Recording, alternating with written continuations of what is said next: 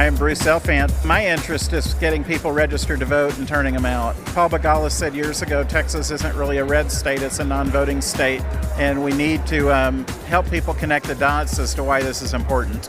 We need to get them registered, and then we need to convince them that their voice matters. It's Tuesday, April 8th, 2025, and this is the Progress Texas Daily Dispatch, rapid response on the breaking news stories Texas progressives need to know. I'm Chris Mosier.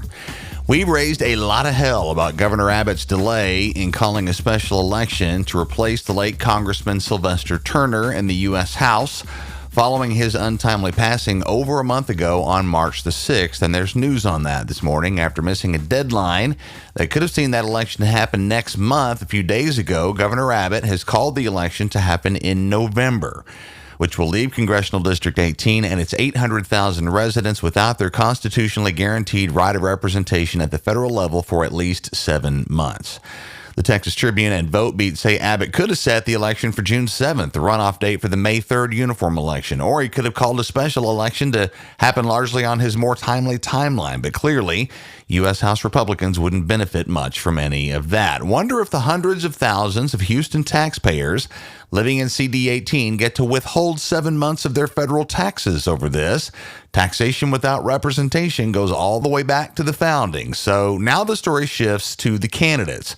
Declared so far are former Harris County Attorney Christian Menefee, who had been acting in that job until the election was called yesterday. He has to resign to run.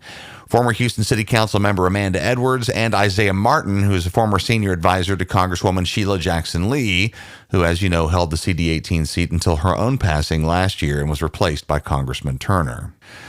A significant call at the U.S. Supreme Court centered on Venezuelan migrants currently being held in Texas on their way to deportation has implications for any of us who have seen the disappearing of political opponents of the Republican regime as an increasingly tangible possibility. It's complicated and can be seen as a victory for both the Trump administration, who did indeed get a pass on a close SCOTUS vote 5-4, with Justice Amy Coney Barrett siding with the liberal minority to continue deporting immigrants under the ancient 1798 Alien Enemies Act.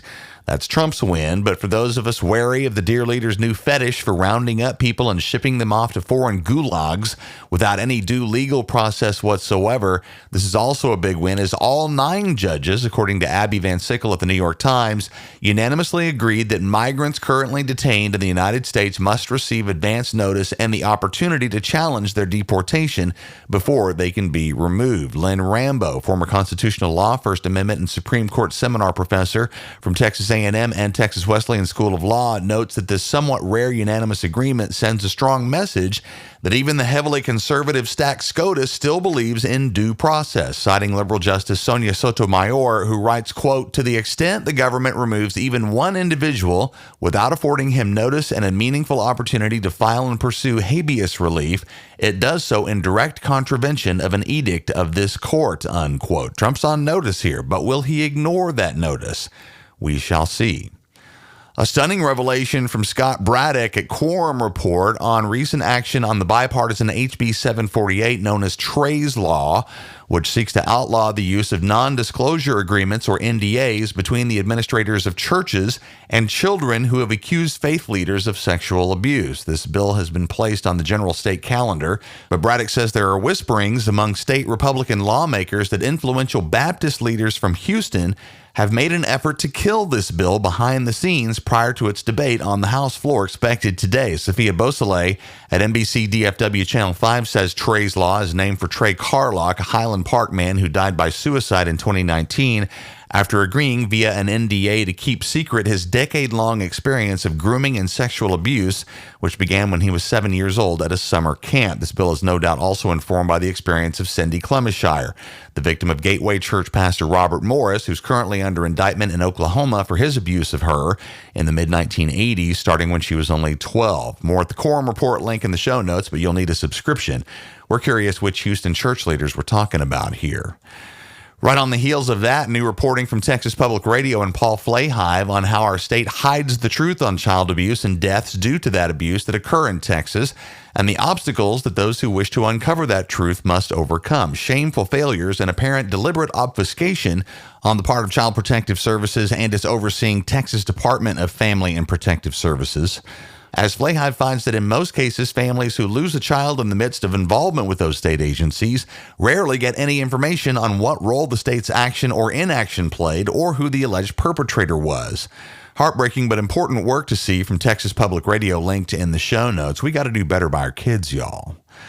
Wrapping up with a local example here in Austin of the tendency of the reigning Republican regime to shoot first and aim later. The Texas Department of Transportation, the top agency in our state running how you get from A to B, especially getting to work, recently ordered everybody back into the office, as is the stylish move lately. Well, it turns out they don't have enough parking. Andrew Weber at KUT in Austin says TxDOT employees have had to resort to parking illegally in red-striped fire lanes with the consent of the agency at its South Austin campus, in direct violation of both Austin City Code and state law. And here's the fun part.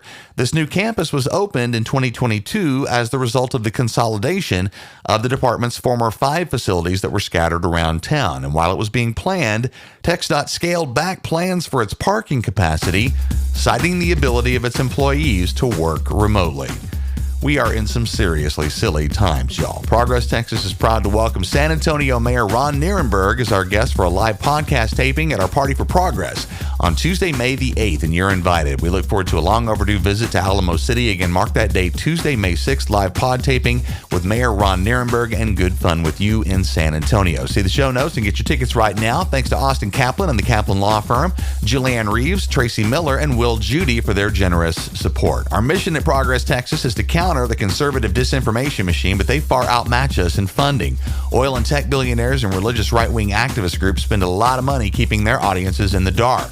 If you've come to appreciate the light we shine on important political news in Texas on a daily, ongoing basis, please know that our regular everyday listeners form the backbone of our funding. And if that's you, we could use your support as a monthly contributor. No amount is too small. Go to progresstexas.org/donate. Thanks to Valerie Carrillo, Sarah Aberg, and Patricia Smothers, all of whom are on the team. We appreciate y'all very much. While you're at our website, make sure and hit the web store for the merch to match your progressive values. Y'all means all Revolution, and our most popular Humans Against Ted Cruz t-shirts are all waiting for you there. All union printed right here in Texas at progresstexas.org. That's the Progress Texas Daily Dispatch for this Tuesday, April 8th, 2025. Links to all these original stories can be found in our show notes. Progress Texas is a nonprofit rapid response media organization promoting progressive messages and actions. While campaigns come and go, we're the permanent home for progressive media and action in the Lone Star State. I'm Chris Mosier. Thanks so much for listening. Have a great day. We'll see you again tomorrow morning.